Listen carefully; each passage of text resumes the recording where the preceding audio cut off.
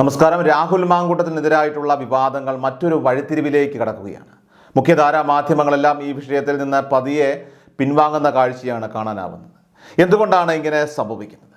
ശക്തമായ മാധ്യമ ശ്രദ്ധ ലഭിച്ചിട്ടും രാഹുൽ മാങ്കൂട്ടത്തിനെതിരെ ജനവികാരം ഉയർത്തുന്നതിൽ പ്രചാരകർക്ക് കാര്യമായ വിജയം നേടാനായിട്ട് സാധിച്ചിട്ടില്ല. ഇത് രാഷ്ട്രീയ നിരീക്ഷകരെ പോലും അത്ഭുതപ്പെടുത്തുകയാണ്. ഈ ഒരു സാഹചര്യത്തിൽ കോൺഗ്രസ് നേതൃത്വം കൂടുതൽ ആത്മവിശ്വാസത്തോടു കൂടിയ നിലപാടെടുക്കുകയും അവരുടെ അണികൾ ഈ വിഷയത്തിൽ കൂടുതൽ ഐക്യപ്പെടുകയും ചെയ്യുന്ന കാഴ്ചയാണ് കാണാനാവുന്നത്.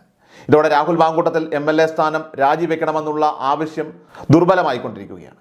എന്തുകൊണ്ടാണ് ഈ ക്യാമ്പയിനുകളെല്ലാം തന്നെ പരാജയപ്പെട്ടു പോകുന്നത്? അതിനുത്തരം ജനങ്ങളുടെ പ്രതികരണത്തിൽ തന്നെയുണ്ട്.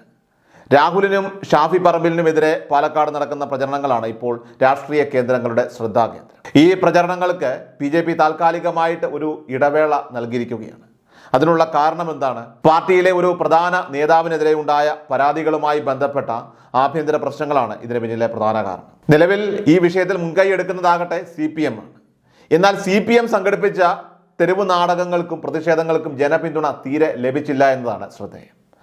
പാലക്കാട്ടെ പ്രധാന സ്ഥലത്ത് നടന്ന ഈ പരിപാടികൾക്ക് കുറഞ്ഞ ആളുകൾ മാത്രമേ പങ്കെടുത്തുള്ളൂ. ഇത് ഈ പ്രചരണങ്ങളുടെ സ്വീകാര്യതയെ ചോദ്യം ചെയ്തു. ഷാഫി പറമ്പിലിനെതിരെ വടകരയിൽ ഉണ്ടായ പ്രതിഷേധവും ഇതേ രീതിയിൽ പരാജയപ്പെട്ടിരുന്നു. ഷാഫി പറമ്പിൽ പാലക്കാട് ഒരു പൊതുപരിപാടിയിൽ പങ്കെടുത്തപ്പോൾ അദ്ദേഹത്തിന് ലഭിച്ച ഊഷ്മളമായിട്ടുള്ള സ്വീകരണം അദ്ദേഹത്തിൻ്റെ ജനസ്വാധീനം എത്രത്തോളം ഉണ്ട് എന്നത് വ്യക്തമാക്കുന്നതാണ്. ഇവിടെ ഒരു പ്രധാന ചോദ്യമാണ് ഉയർന്നത്. രാഷ്ട്രീയ എതിരാളികൾ ഇത്തരം തന്ത്രങ്ങൾ മെനയുമ്പോൾ അതിന് ജനപിന്തുണ ഇല്ലാതെ വരുമ്പോൾ എന്താണ് സംഭവിക്കുന്നത്? ഈ വിഷയത്തിൽ ജനങ്ങൾ രാഹുലിനും ഷാഫിക്കും ഒപ്പമാണ് നിൽക്കുന്നത് എന്നാണ് ഇത് കാണിക്കുന്നത്. റിപ്പോർട്ടർ ചാനലാകട്ടെ ഷാഫി പറമ്പിലിൻ്റെ നേതൃത്വത്തിൽ A ഗ്രൂപ്പ് രഹസ്യ യോഗം നടന്നുവെന്ന വാർത്തകൾ പോലും പ്രചരിപ്പിച്ചിരുന്നു. സമാനമായിട്ടുള്ള വിവരം മറ്റു മാധ്യമ പ്രവർത്തകർ പോലും 24 മണിക്കൂർ മുൻപ് റിപ്പോർട്ട് ചെയ്ത വാർത്തകളുടെ ഉറവിടം പ്രത്യേകിച്ചും സെൻസിറ്റീവ് വിഷയങ്ങളിൽ എത്രത്തോളം പ്രാധാന്യമുണ്ട് എന്നത് ഇത് വ്യക്തമാക്കും. അതുപോലെ ഈ വിഷയത്തിൽ ക്രൈംബ്രാഞ്ച് നടത്തുന്ന അന്വേഷണവും ഇവിടെ ചോദ്യം ചെയ്യപ്പെടുകയാണ്. ഒരു പരാതിക്കാരി പോലും ഇല്ലാത്ത കേസിൽ ഒരു പൊതുപ്രവർത്തകൻ നൽകിയ പരാതിയുടെ അടിസ്ഥാനത്തിൽ അന്വേഷണം മുന്നോട്ട് കൊണ്ടുപോകുന്നത് നിയമപരമായിട്ടുള്ള ധാർമ്മികതയുടെ പരിധിയിൽ വരുമോ എന്നുള്ള സംശയവും ഉയർത്തുകയാണ്. രാഹുൽ മാങ്കൂട്ടത്തിനെതിരെ മുൻപ് നടന്ന ഒരു വ്യാജരേഖ കേസുണ്ട്.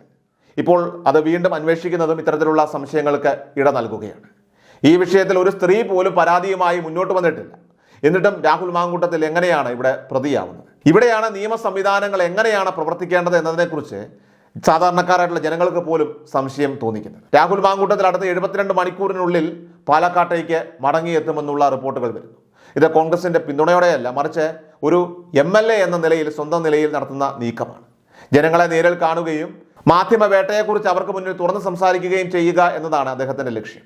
ഇത് തന്റെ ഇമേജ് തിരിച്ചുപിടിക്കാനുള്ള ഒരു തന്ത്രപരമായിട്ടുള്ള നീക്കമാണ്. നിലവിൽ മാങ്കൂട്ടത്തെ പാർട്ടിയിൽ നിന്ന് സസ്പെൻഡ് ചെയ്തിരിക്കുന്നതിനാൽ രാഹുൽ ഇനി ഒറ്റയ്ക്ക് നിന്നുകൊണ്ട് ഈ രാഷ്ട്രീയ പോരാട്ടത്തെ നേരിടാനായിട്ട് തീരുമാനിച്ചിരിക്കുകയാണ്. ഈ നീക്കം CPMനും BJPക്കും ഒരേപോലെ വെല്ലുവിളിയാണ്.